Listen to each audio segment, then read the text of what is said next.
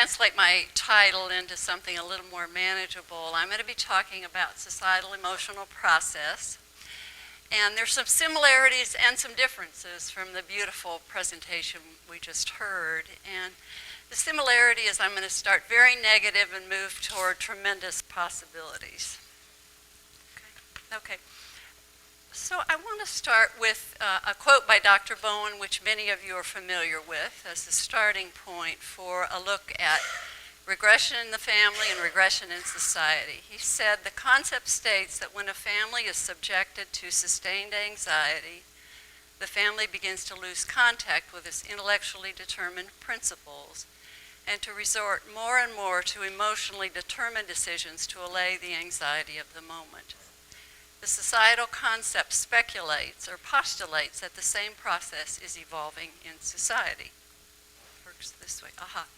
The anxiety that starts regression appears to be more related to disharmony between man and nature than between man and his fellow man, such as war.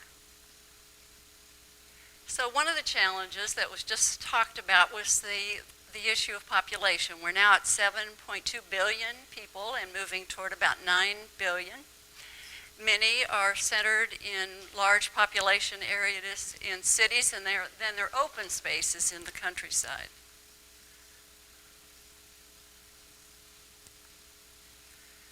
So the positive part, the optimistic part is thinking differently in order to function differently is actually the basic message of my talk. But here's the discouraging quote.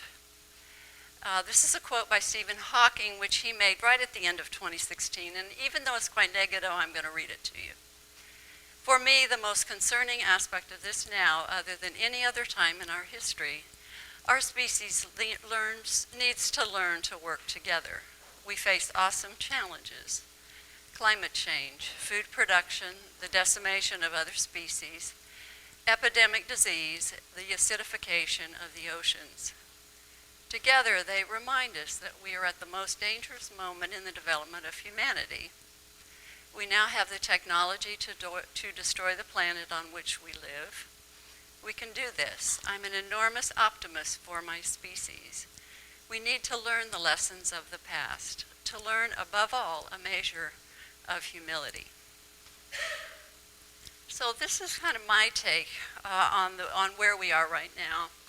I do think we're in a period of societal regression, and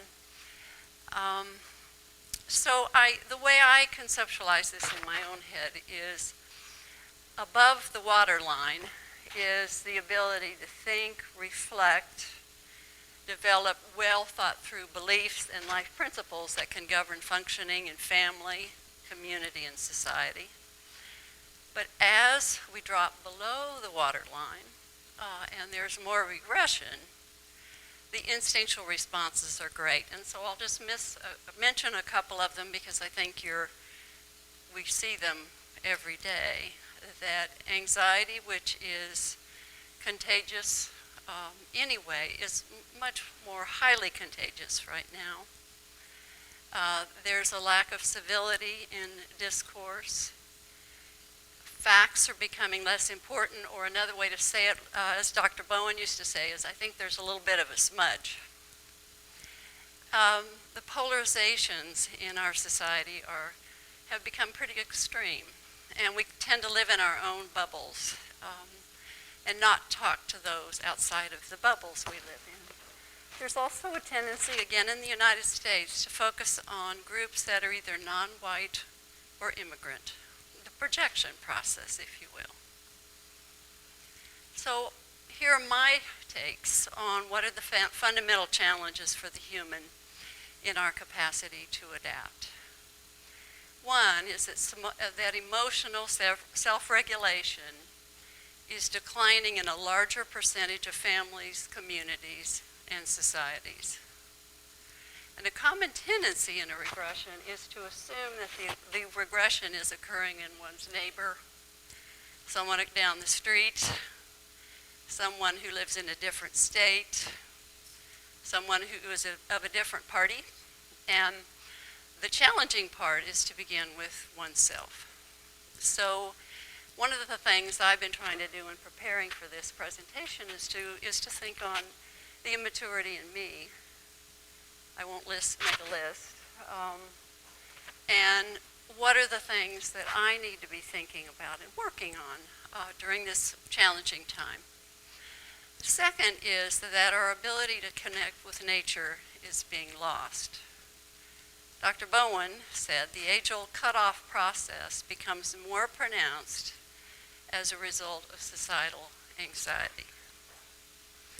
So now I want you to pretend you're listening to me tell about this clinical case, because when I reviewed this morning, my talk was an hour.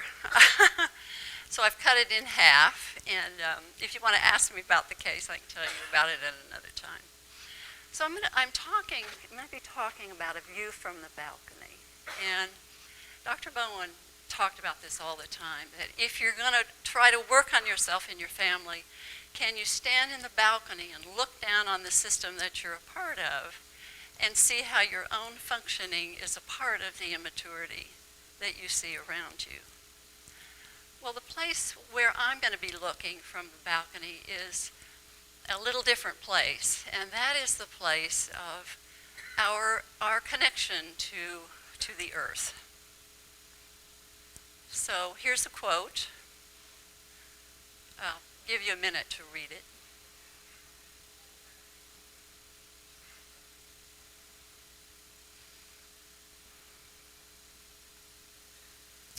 And as was discussed yesterday, organism and environment are reciprocally related. So other species are constantly changing their environment. They build tunnels, webs, nests, and scientists tend to look at these external parts as actually part of the animals themselves, since they act as mediators of the flow of matter, energy, and information.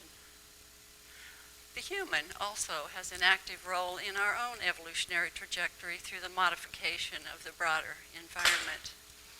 So building along seashores, cutting down too many trees, is a trajectory that goes in one direction.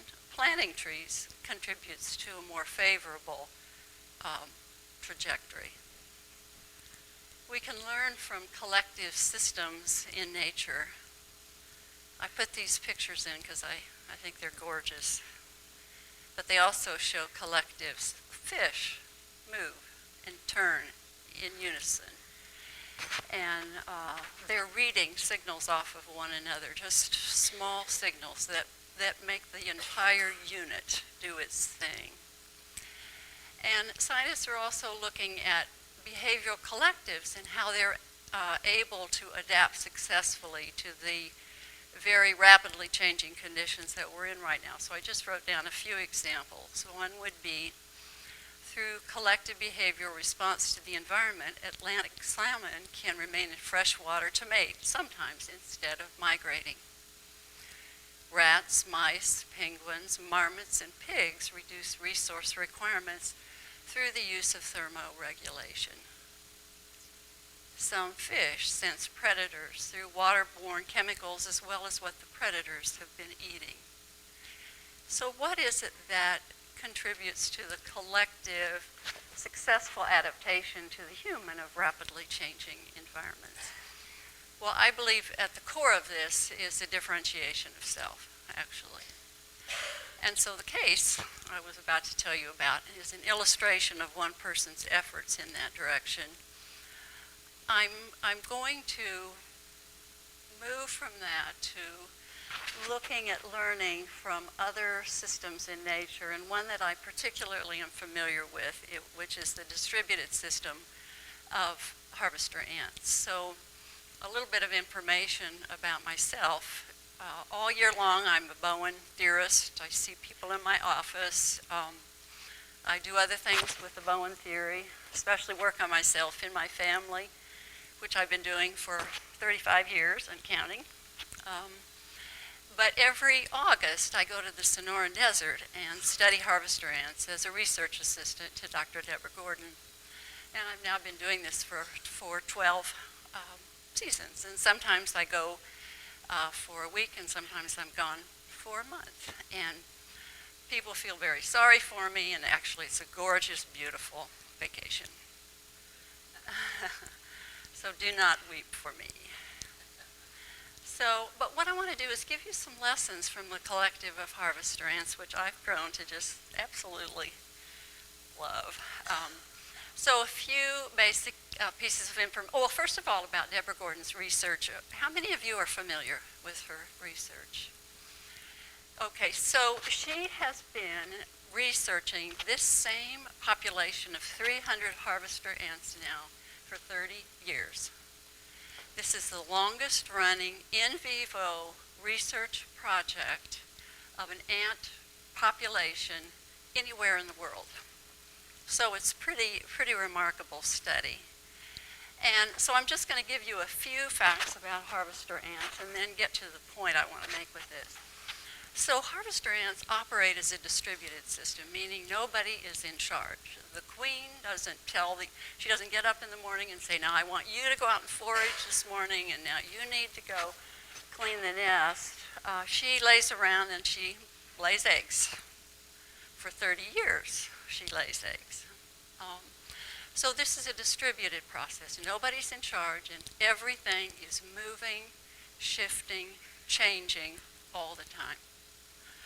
Ants respond moment to moment to changing environment through brief encounters with other ants and through very simple interactions with one another. They adjust the number of ants performing different tasks without awareness of the overall process.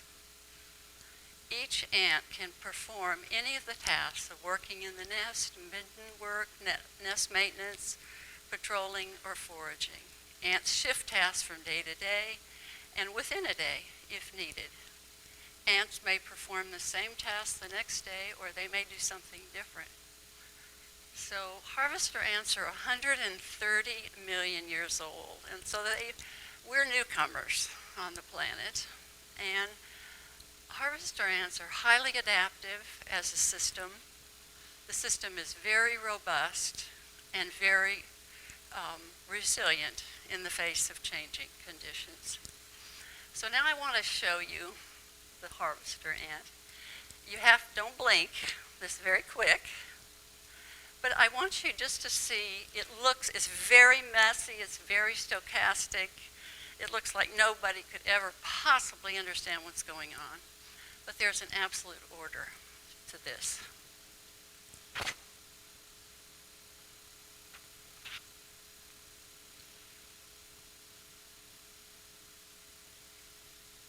I'm going to show you one more time. This is what I do 7 hours a day. It's not for everybody. Some people say it's not for most people. Okay, we now know, and this to me is absolutely fascinating, we have the genetic data on every single one of the 300 colonies. And this is not really easy data to get, and there's a long story behind this as well. I won't go into the details of it, but certain things happened, like spent 2 days collecting the genetic data out of 300 colonies where you're digging under bramble and you're doing all this stuff. Somebody put them in a freezer, and then somebody unplugged the freezer. So they thawed. 1 year they were sent to the wrong place, and they thawed. But finally, we know how every single colony is related to every other colony. And the most interesting thing about this is that we know there are 5 great-grandmother colonies who have descendants. So if you look on this, here's a lime green, here's a lime green, lime green, lime green. This is the great-grandmother colony and her descendants. So in harvester ants, this is a female society, so this is the female component of reproduction. And we now know how these colonies differ from the colonies that don't do so well. The difference is that these great-grandmother colonies and their descendants are restrained in their foraging in the midst of a 17-year drought in the Sonoran Desert, meaning that all of the colonies function about the same on the really good days when things are going really well, like it rained or there's seeds, you can get food, that sort of thing. But when it's really hot, it's really dry, these ants are the most adaptive. And it is for two reasons. They read the environment accurately, and they respond to the changing environment with restraint. So the restraint, it takes two forms. One is that on particularly hot days, they don't forage at all. So for years, we felt sorry for them. Oh gosh, this is really the wimpy colony. No, this colony's 30 years old. And the other is that it takes more coaxing to come out of the nest and forage. So some colonies, one ant in with a seed provokes an inactive ant to go out and forage. In these colonies, it might take 3 or 4 contacts to get an ant out. This is highly, highly adaptive in a drought.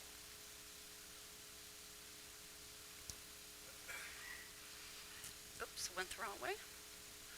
Now, I'll just say a word about the pervasiveness of distributed systems in nature. And the reason I mention this is that life is all about systems. And there are deeply layered systems in all levels of life. So harvester ant colonies are a distributed system, so are brains, and so are cells. So what's a lesson from all of this? Moment-to-moment responses to shifting environmental conditions and relationship conditions can be highly adaptive or lead to serious symptoms. The most adaptive systems, including systems, read the conditions accurately and respond effectively.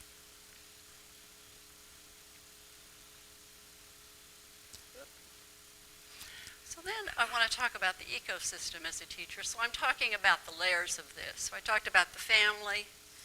I talked about learning from a more ancient natural system. Now I'm talking about learning from the ecosystem.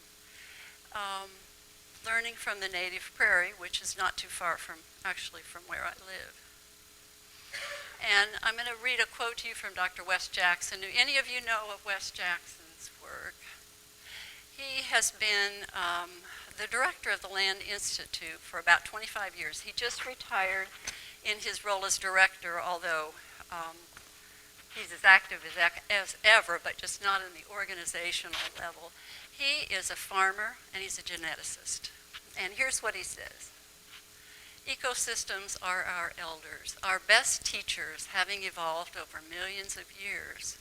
A study of natural ecological systems should enhance our ability to imagine expanded possibilities for a future in which people, land, and communities interact as one to create shared prosperity rather than compete in ways that undermine the well-being of the whole. Now, Wes Jackson and his fellow geneticists have done a remarkable thing, and that is that they have developed a perennial wheatgrass with an emphasis on the word perennial. So a monoculture is not the best for the soil. It's not the best as far as water is concerned, but a perennial maintains the quality of the soil, doesn't use as much water. And what's now being called kernza, which is this perennial wheatgrass, can be used in the feeding of people. When feeding people and issues about water are going to be of greater and greater concern as we go in this bottleneck ahead. Those of us who won't live more than 50 years to enjoy on the other side of the bottleneck. The other interesting thing about the work of Wes Jackson is that he and fellow farmers in rural communities are working to reestablish these rural communities. And one example of this in Kansas is a place called Matfield Green. And people are now moving back to Matfield Green. And this is a cooperation between farmers, geneticists, and people in Kansas City who are now relocating in Matfield Green. And but they're using farming techniques that are more in line with ecological principles. So I put in this one picture of people playing. This is every year the symphony in Kansas City travels to this area and performs a concert. And it's put together by people in the rural communities, but it's in conjunction with people in the city of Kansas City.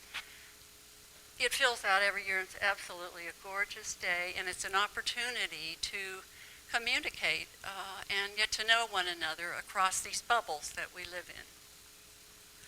So the thought I'm having is the way through this bottleneck is working away from the instinctual selfish stance to a broader, more thoughtful stance. To me, this is an important point I'm trying to make. During a regression, the force for differentiation remains. The regressed, more dangerous period provides an opportunity to pull up one's functioning. Such a significant stressful period may also lead to, quote, a different order of human being. So what are some of the thoughts I have here? Start with self. Face the immaturity in one's own family and in self, and work on self within the system over time, which means for most of us we won't live long enough to fully grow up. But it's a very worthwhile and important and central project, in my opinion. Inform oneself about the complex issues of the day and determine where to put one's energies based on well-thought-through principles and unique abilities.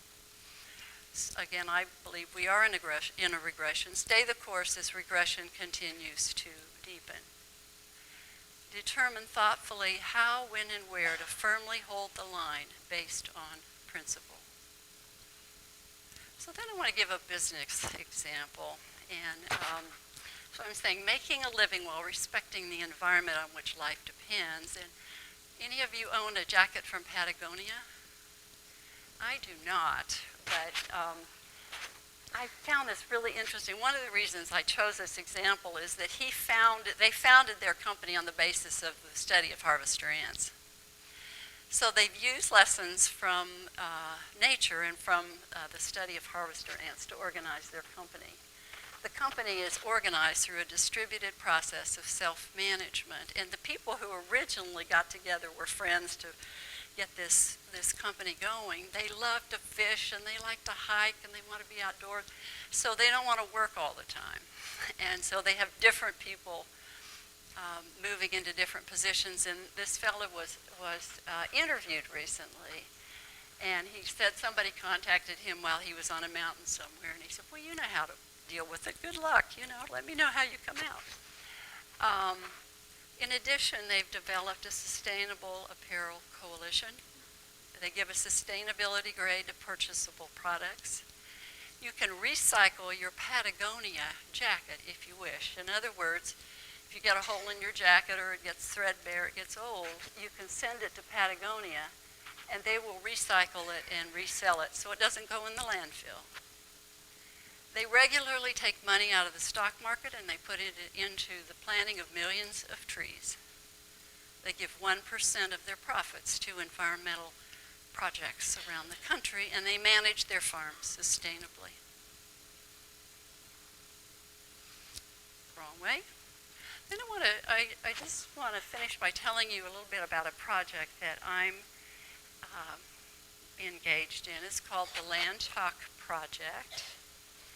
And it's going to be starting up, hopefully, in a couple of weeks. And the goal of the project, which is being established through Stanford University, is to create an account of conversations between younger members of a community, usually a small town or a rural area, gaining knowledge from the older members of the community regarding changes in the landscape, weather, hunting, garden, plants, and animals over the years. A documentation website and app are being developed, capture text, photos, and multimedia content that can be easily disseminated throughout the country.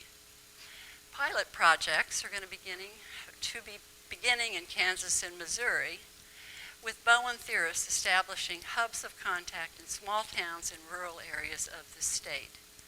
That is, stepping out of the polarities while connecting with the land. And I want to, oops, this goes the wrong way. Just finish by saying that for me, this is very much connected to my own family history. So this is a picture of me and my siblings standing next to our father's grave about a year ago. We attended a wedding in the Flint Hills, and this is where our father was buried, in the Flint Hills. None of the four of us are involved in farming, but we have a deep history in our family of farming. And every one of us is engaged in some kind of independent and differently project that is unique from the others in preserving the land. So for me, whether it's the land or the ants, which are important for the land, I believe this Land Talk project is an important contribution to a way forward as we go through what's going to be a pretty rugged time ahead. So, forward movement. Efforts to increase emotional functioning begins and continues in the family. It's a lifelong effort for those who take it on. Lessons from the natural environment and other species show the human a more effective path forward. We are newcomers on the planet. Knowing what one stands for, in my opinion, is more significant to forward movement than what one is against. One's personal conviction based on life principles guides one's life and one's effort. It is accurate that a new way of thinking leads to a new way of being. So the human is a part of life and will move forward or falter based on intellectual and emotional understanding that leads to principled action in family, community, society, and the natural environment. So I look forward to the dialogue and what you're thinking about. Thank you very much.